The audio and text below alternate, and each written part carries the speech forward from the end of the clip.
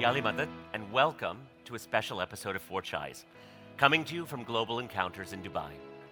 Our show brings together Smileys from around the world, strangers at first, who through conversation experience open, honest, and much-needed connection. Usually we connect four people, but today's topic isn't just important, it's everywhere. And for that reason, four just didn't seem like enough, so we've supersized it. Today's focus, the impact of screens in our Jamaat and the rising challenge of digital isolation. Today, everyone you'll hear from is over the age of 35. Parents, teachers, coaches, and other concerned adults watching younger generations navigate a challenge that the world has literally never seen before. As per our usual format, we will introduce our participants to one another with what we refer to as 20 questions. So for those in the studio, if any of the following questions apply to you, please use this gesture to indicate yes. If not, you simply do nothing. Also, please feel free to play along at home. So let's begin. Who here can cook?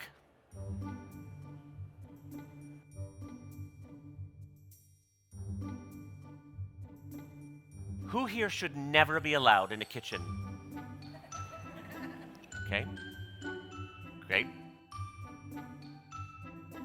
Who here is a parent?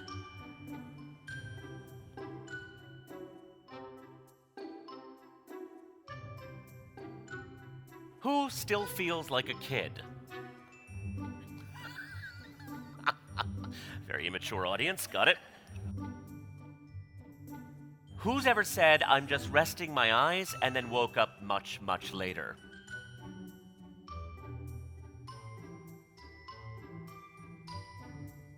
Who here has ever walked into a room and immediately forgotten why you went in? Oh, wow, okay. Who here is a late night snacker? How do you not eat snacks late at night? Honestly, I don't understand how you guys go to bed just hungry. Who here is a late night worrier?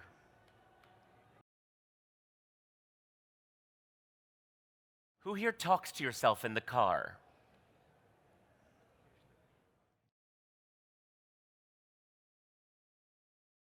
Who here knows people fighting cancer right now?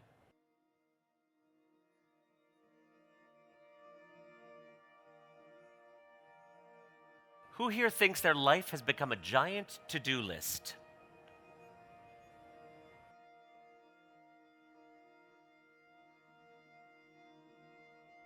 Who thinks they spend way too much time on screens? Be honest.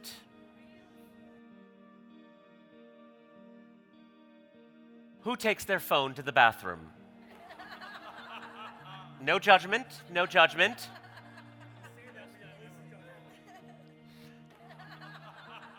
Who's ever lost track of time while scrolling?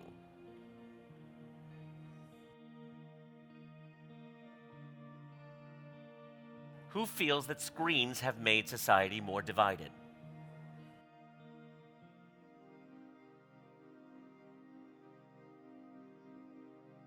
Who worries about the impact of screens on younger generations? Yeah, I figured you guys would think that. Who's watched a younger person scroll during a family meal or gathering?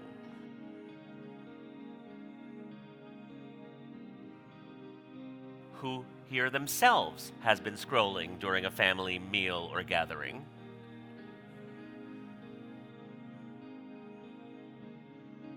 Who's noticed that kids today have a harder time making eye contact?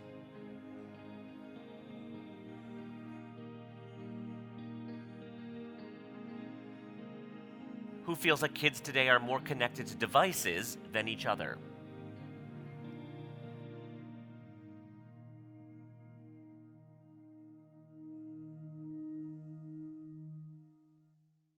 What's one change you've seen in young people that you think is directly tied to the use of screens?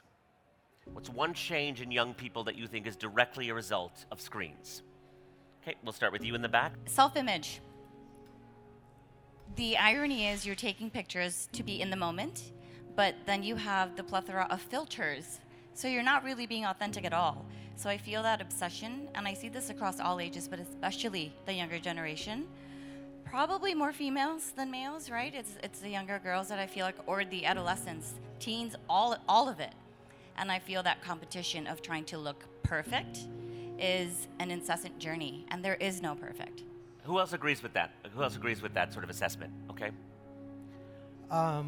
Bullying, especially online bullying, the prevalence of online bullying, and how easy it is to bully someone you don't meet face to face and physically, has escalated rapidly due to the proliferation of screens. I agree. You know, social media algorithms are programmed in a way to keep us engaged in order to sell us to the advertisement people. That's what we are told. Okay, fine. So they want us to be engaged. So one way is showing us the materials we like to see, or the algorithm thinks we like to see. So they always show us ideas that are similar to our own, depriving us of the ability to see the other arguments. I personally try to fight the algorithm always by keeping people from different, parts of the world, or people holding different views, and I constantly visit their pages to confuse the algorithm. Yes, But I I do too. assume that not everybody is aware of that and can do it.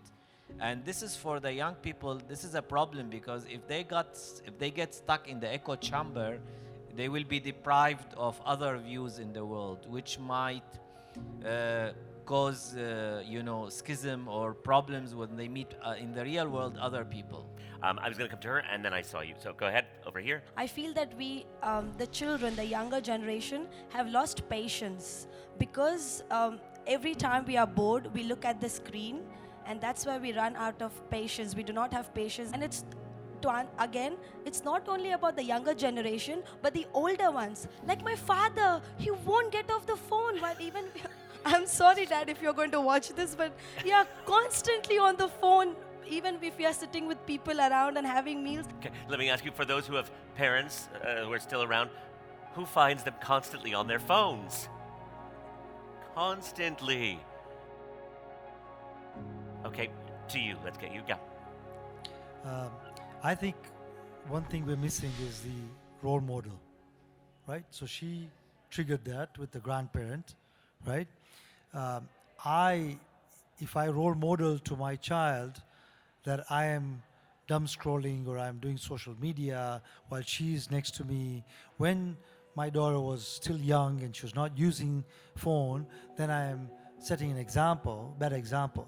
But what I did was instead, I showed her what I was doing as practical stuff, saying, look, I'm searching for grocery, or I am doing social media for counsel, example, or the smiley, right? So things that were beneficial, they were right things to do, that I was not wasting time. And as she grew up, she valued that as good things to do.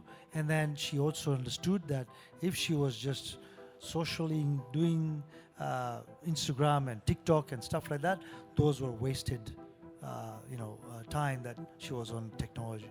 Anyone want to talk about sort of that duality, that you want to do what's right for them, but then all of our lives, all of our work, all of our correspondence is on a screen? Okay, do you want to say something? Great. And I just want to add to your point, so similar to what you're describing.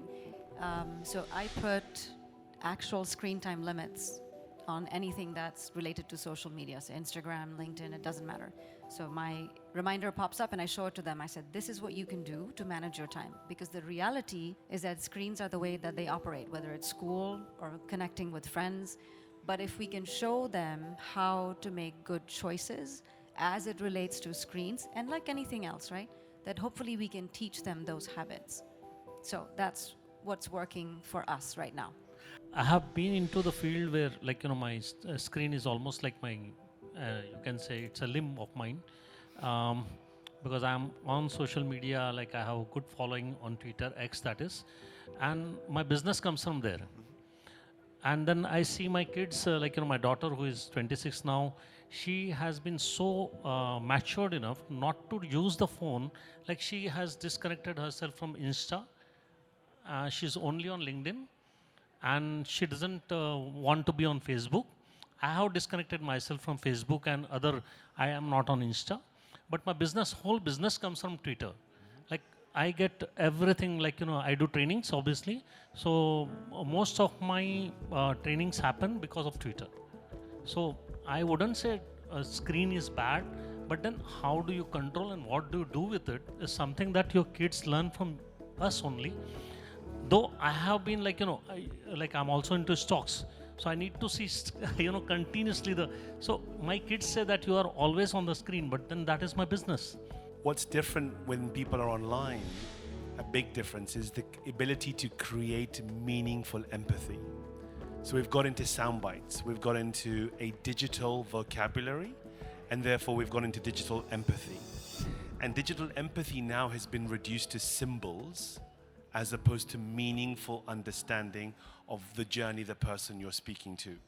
So when we sit in front of someone, we may not even touch them or be that close to them, but we create a sense of connection that is through eye contact, through breathing, through osmosis almost. And yet when we are in this online world, if someone says, I'm having a really bad day, or I just broke up with someone, you send them a broken heart and a few tears, and I've done my job. Then we move on. So that's challenge one. And then the other challenge, which has just been raised about the amount of time we are spending and how much we want our kids to spend. There's a great philosopher, Mark Prensky from New York, who talks about digital natives and digital immigrants. And the 2001 paper has been updated, but we are now in a place where we are only asking this question because we don't know the answer to what the journey we have been on. So this journey needs to be curated for the next generation. And if we don't have these questions, we won't be able to help them with the answers. Because there isn't a perfect answer to screen time, but there is a lot of advice that we can give younger people that with moderation, where you're working, we're all working on screens, we're all checking our emails, we're all having to use social media sometimes for advertising for our businesses, etc. But that's not the challenge. The challenge is what human relationships can come from that. And that's what I wanted to add. Absolutely. And they're very aware of it. They were saying that they're just self-conscious about everything, because do they post and then they check likes? Do they not post and then they're invisible? Do they end up in someone else's story that they didn't consent to? And so there's this levels of self-consciousness over everything they do because they don't know how to find the line, the balance. Anyone else want to chime in here? You asked us to be vulnerable, so I'm embracing my vulnerability, and guilty as charged in terms of the screens. There are days when I would deliberately shut off my phone and it feels like zen and peaceful. And there are days when I feel, I need to probably go for a rehab from the digital world. So it is like a drug, right? You get addicted to it. And then we give ourselves all sorts of justifications. It's my business. It's the need of the day. I would tell my daughter, see, I'm doing my work on the screen. Did a small experiment with some friends and family. On average, everybody was above the age of 35. On average, we all were 8 hours on our screens with all our justifications. Now that's 1/3 of your life, right? From 24 hours. We're modeling ourselves, as everybody is speaking here, to our kids.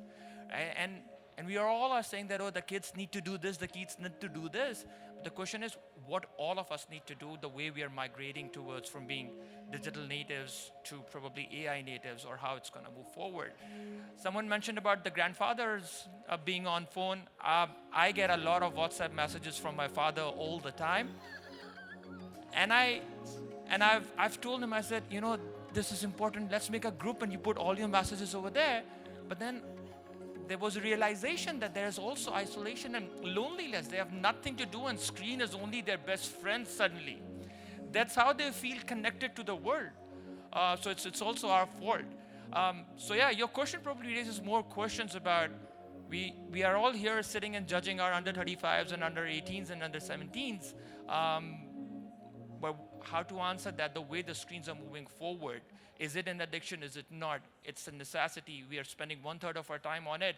And how do we monitor it? How do we probably manage it in a way where we're moving in a direction where it's an added advantage? It's amplifying our intelligence and not making us a slave to the AI and the digital world.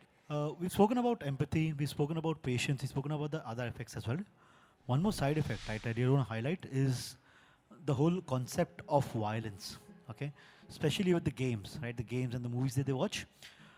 When we were kids, right, we used to we get scared, watching certain images. But kids nowadays can see this very openly. With the games that they're playing, the movies that they're watching, and the level of, the mental capacity of accepting the violence is now becoming, even more drastically lower. So it feels quite normal for them in an environment where there's violence, and they're absolutely okay to fight it out. They're absolutely okay to just end it up in a very violent way, which we used to have the levels of patience, understanding. How do we handle that with dialogue, which I don't think happens today, right? Violence is coming up as quite a critical factor now. And the second is the nudity, okay? Because that's also coming out quite openly now. As part of the youth board that we've been studying, right, in the past, these topics are coming up quite openly within the youth that we're catering to from, let's say, the age of 11, 12 to almost 25, right? Because as more and more they're subject to these aspects, the filters that we used to have within our generations, they're all opening up. And this is becoming a more critical factor, critical issue that we have to answer pretty soon. And what we need to think is, how do we build in, we cannot build in those filters, but we can at least educate them enough that they understand what is the difference between right and wrong, okay? They will have to chart their own journeys. Our fathers charted their own journeys, our grandfathers charted their own journeys. It's now for us to make sure that we can educate them enough in the right way that they know what is the difference between the right and the wrong. I mean, I completely agree with that point, that this is a challenge of our generation. I think the difference is that the way that we were raised with resilience, with grit, with the experience of our parents and our grandparents that passed their resilience and their foresight and their sort of experience onto us. I think the challenge with screens, and we know there is a problem. We know there's so much research out there. We know that screens take away that resilience. They take away the grit from our children. We know that teenagers are less, they're far more risk averse than our generation was.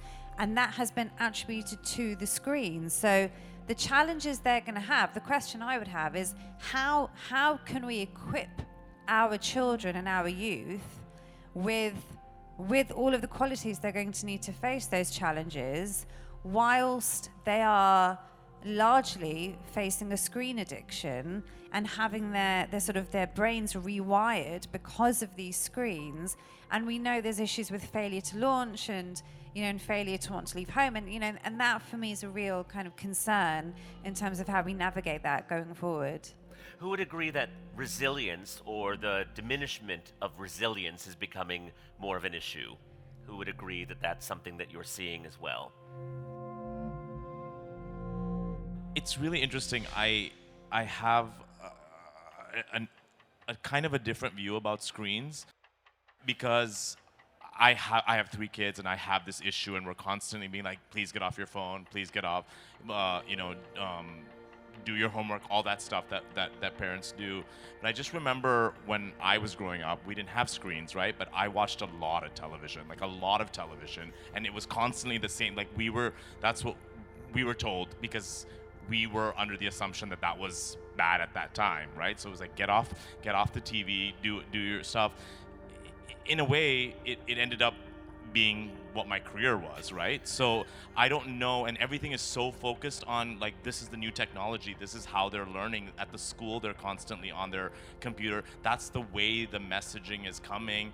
And so I worry that if we take it away completely, then how are they gonna live in the society that now is a screen society, right? Where they're living in a different world than we grew up in. So I'm nervous about both sides. I don't want them to be on the screens all the time, but I also don't want to take it away from them, because that's the society that we live in, and they've got to also adapt to that society. Let me ask a quick question. How many of you growing up did spend a lot of time watching TV?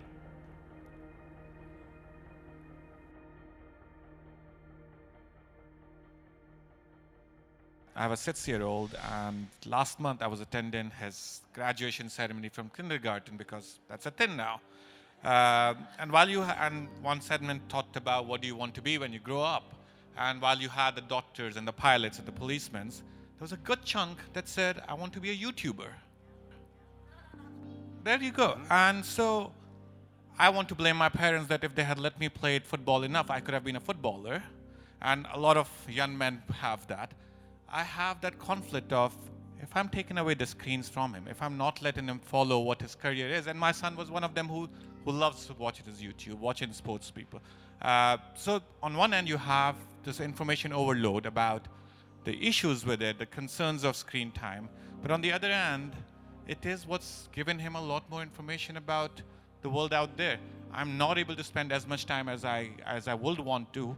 I'm not able to give him as much time in terms of learning with him, educating with him. I'm a single father, which means a lot of his information does come from TV.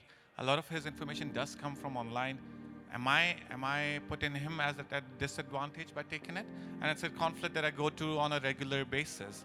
So do I have an answer? No, but it's a struggle that I have on a daily basis, whether should I let him continue watching because what he's watching might help him.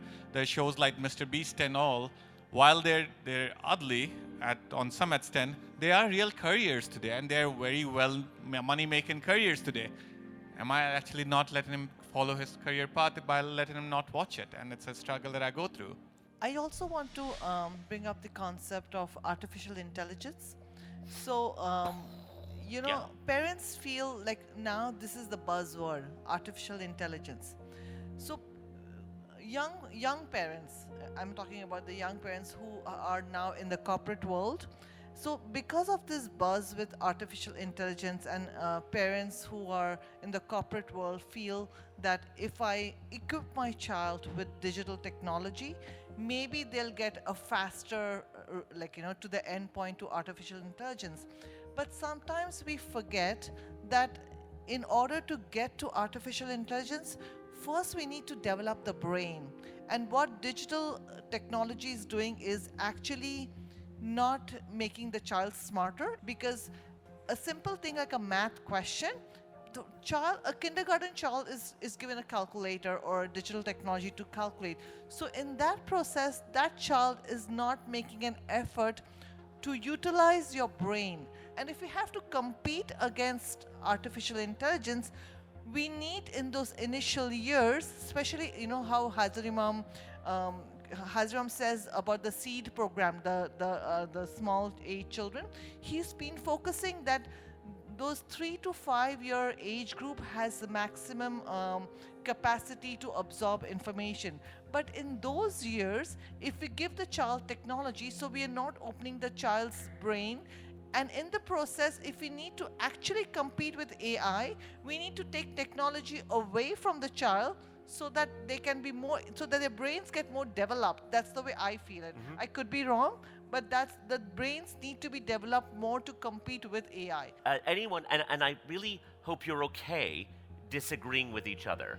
Part of this is demonstrating to younger people that we can disagree. So Naz had made a point, and I want to check who disagrees with that point. I think you had your hand. Yes, I don't want to go as far as disagree, because I'm having the same issues as everyone. It's the AI, my kids use ChatGPT to answer questions for their homework. I am 100% sure. But again, and I was speaking to somebody who works in this field, and I like to look back and see how we were doing it. Like initially, we were also we were doing cursive and we were doing long math. You know what I mean? We don't need to do that anymore. We have calculators, and so we adapt.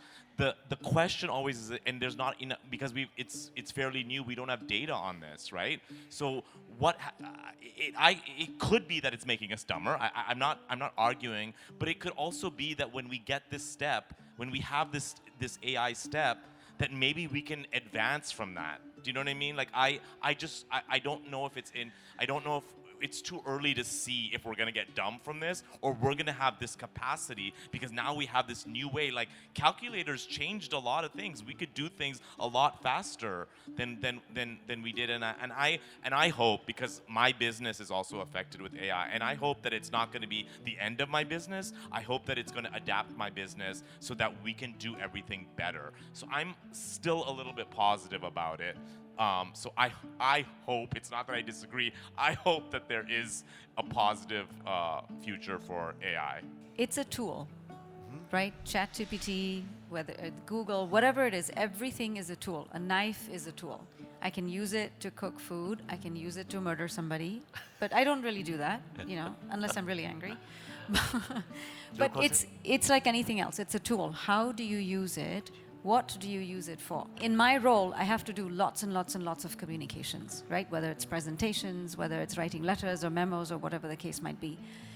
It used to take me a really long time just to get started.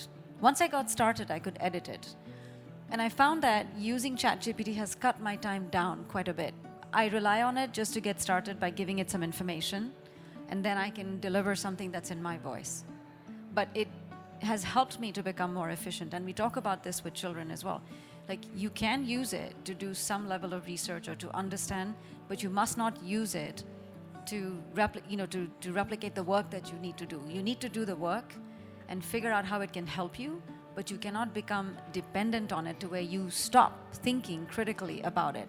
So the most important thing that we all can do is to educate our children on how to think critically about these tools and what's the best use of these tools.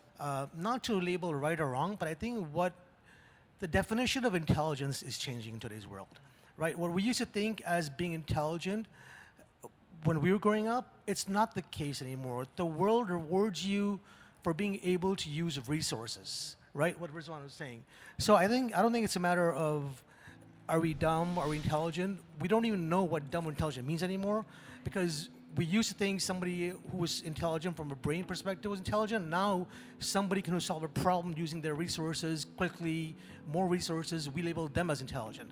So we're struggling with the world which is evolving, and that's the challenge. We're kind of reconcile these definitions. Who agrees that the notion of what intelligence is evolving and changing? What we think of as intelligence is evolving and changing? When we were growing up, there was no screen, hardly any screen that time. Was it our fault? No. Now the kids, like our kids, they're going with the screen. Is it their fault? Of course not. Yeah. I think there are positive negatives for that. As a radio host, I'm on air, but I have to do my part on social media as well. If I don't do it, who's Jalal? I think there are a bunch of people they don't know, especially during pandemic, the world was on social media. So if you're not on social media, if I'm not, people will say, who's Jalal? I think, again, there are positives and negatives. Of course, we have to change with the world. If we don't get it, we'll be behind. Our grandparents are behind, of course. Is it their fault? No. But we as a parent, we can change with the time, and our kids are way advanced than us. So we do our best. Loneliness, I want to talk about. There was a lot of conversations about loneliness, self-consciousness when it comes to relationships, meeting people. Whether it's your kids or younger kids, who would like to talk about what you're seeing in terms of isolation, in terms of loneliness? Let's start with you. I've seen people, kids especially, because they've been so dependent on the devices that we talked about, they have this anxiety of how will they be comfortable or would they be prepared if they have to meet someone in person. So they're shy, they're afraid, they're not sure, they're not comfortable, and so they sway away and they keep themselves alone. They don't know the norms. They're afraid. Especially COVID, brought more challenges for them after that. They didn't have that. They were isolated. Who thinks that COVID was a game changer in terms of social interaction?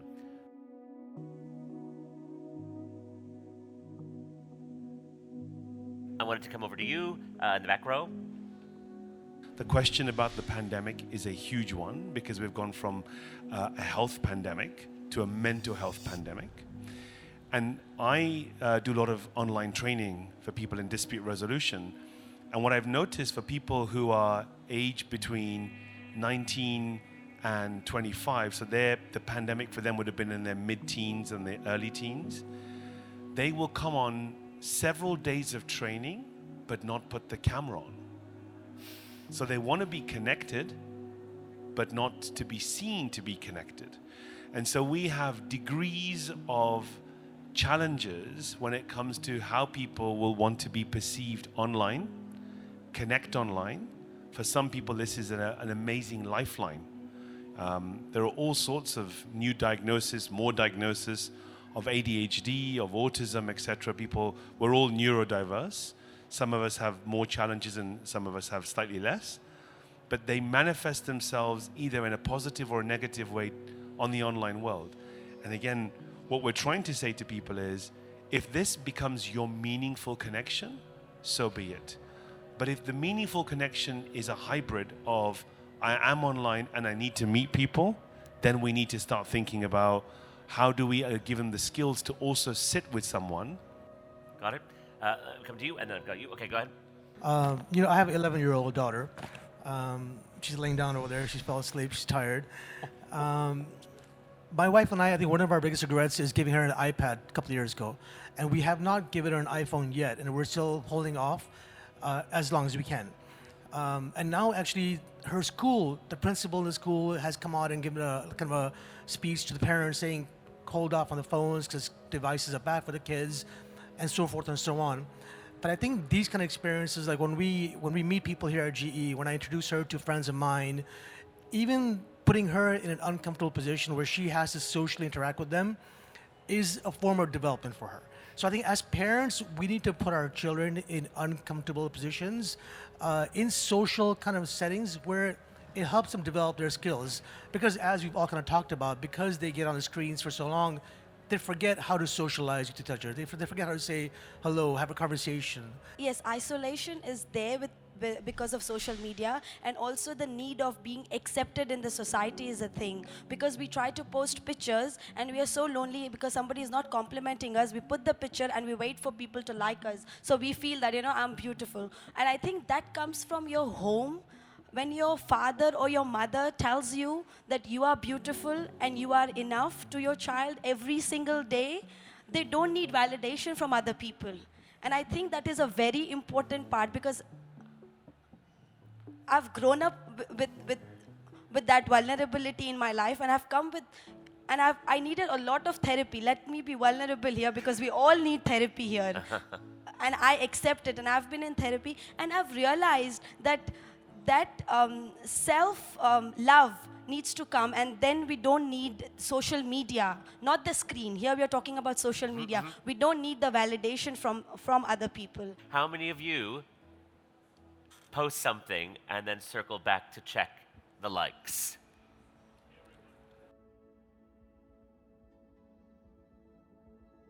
I think just on the point of isolation and loneliness, I think it sort of varies by generation, because if you look at the older generation, those who are isolated and lonely, for them, a mobile device is actually a lifeline, because they can talk to their friends.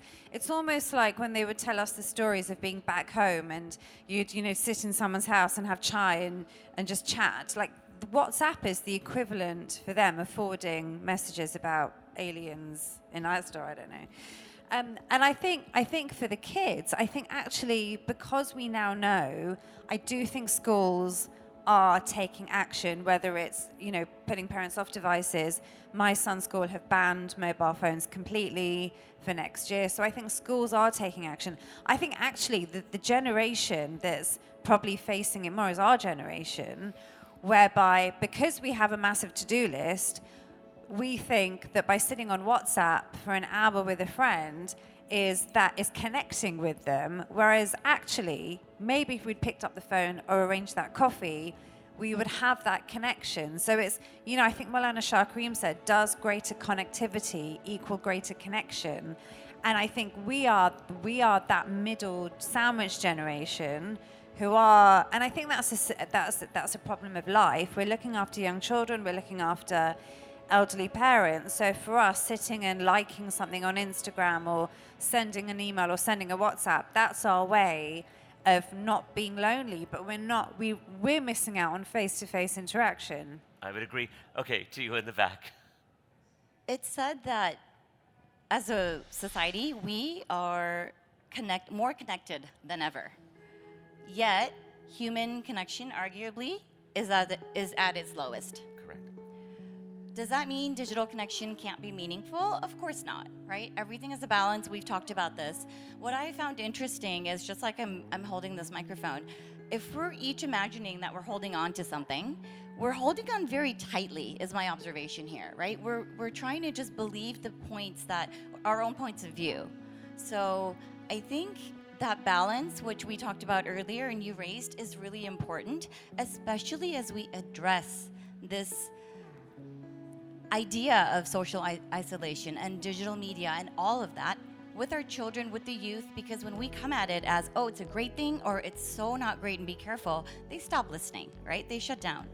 Our faith talks about balance. So I think we have to be careful in how we address it. I'm saying this to myself as a parent. I have the same struggles we've talked about. Yeah. But the meaningfulness, I think, when the digital connection replaces that human connection, that's a different story, right? That's something we need to think about, and that's why we're having this conversation.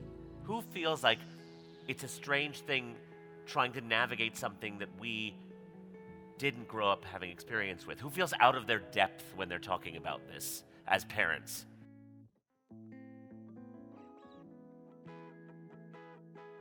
I just wanted to address the comment around, we've talked about use of digital devices, ChatGPT, the whole bit, and a lot of the words that were used was control. How do you control how much access they have? How do you control how much time they spend on it? And as a parent, this is something that, I've struggled with my children.